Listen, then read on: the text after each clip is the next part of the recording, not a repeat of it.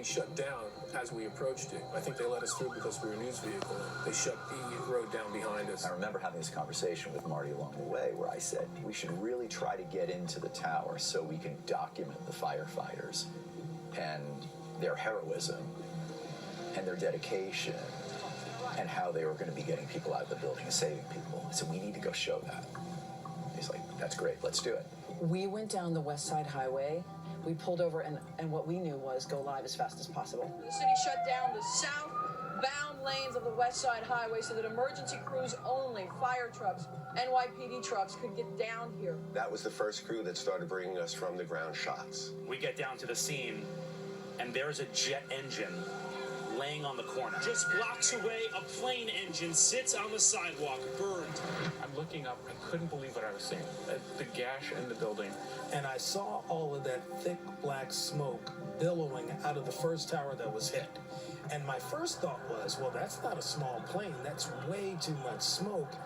We didn't believe it till we saw it, because when we were going down 9th Avenue, we really couldn't see it. And then we cut over to Washington Street, and that's when you could start seeing the World Trade Center and the inside of it actually red hot inside there. I was getting phone calls from Network. What do you see? What do you see? What is that? And I said, sir, I'm no expert on holes in buildings made by planes. That is a huge hole. I told Michelle, we're not going any further when we got to Canal Street. Michelle said, why? I said, because we're here to document the story, not to be the story. If that thing falls down, we're going to get crushed. We're going to die. We went on the set, really not knowing a whole lot. You knew something was bad. You just weren't getting the pieces of what it was yet. The story was evolving so quickly to keep updating.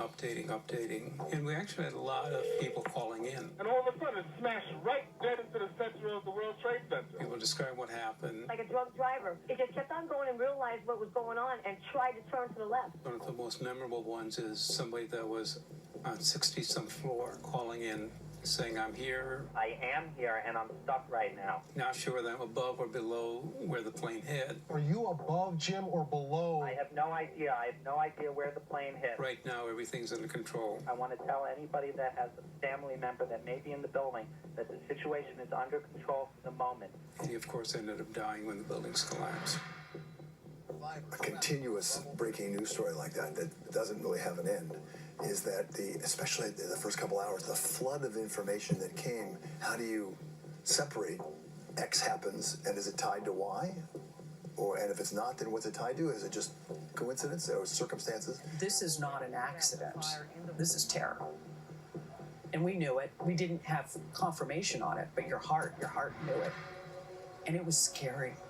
It was very, very scary to think that we were being attacked. By that time, Jim Dolan came in, and he came on the set. It was 8:48 this morning when the world changed forever. For a number of reasons, they had me go to the anchor desk that day.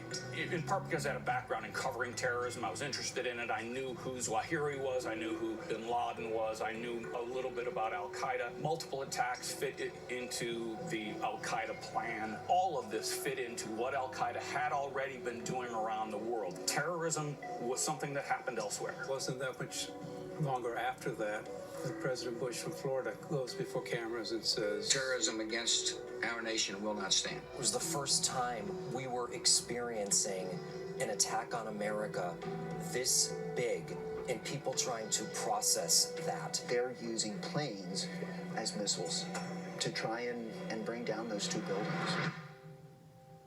I remember we got down fairly close to the towers, and it was just a chaotic scene.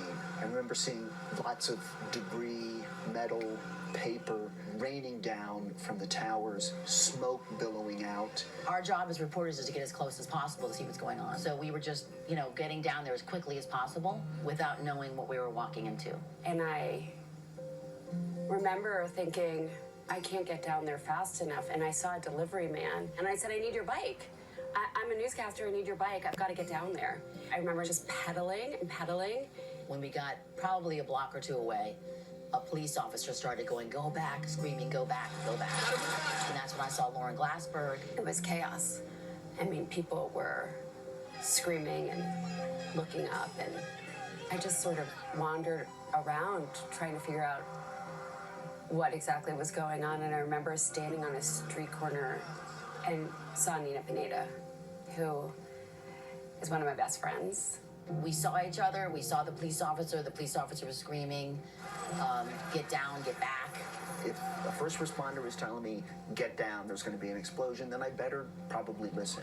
As the guy's screaming, he's like, take cover. So Lauren and I crouch behind a car. What's happening? I remember just saying, Nina, we've got to get down. We've got to get down. I remember being afraid for her, for me. She was my best friend. Kind of holding on to each other.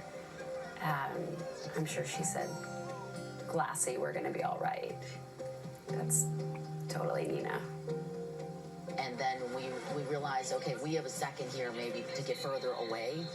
Let's get back up and keep going. I don't think you could be that close to 3,000 people dying and emotionally, spiritually not just feel that weight on you. I mean, it took us a long time to function as humans. And that's for us. We were covering it. These families that never were the same again have much bigger burden than we do.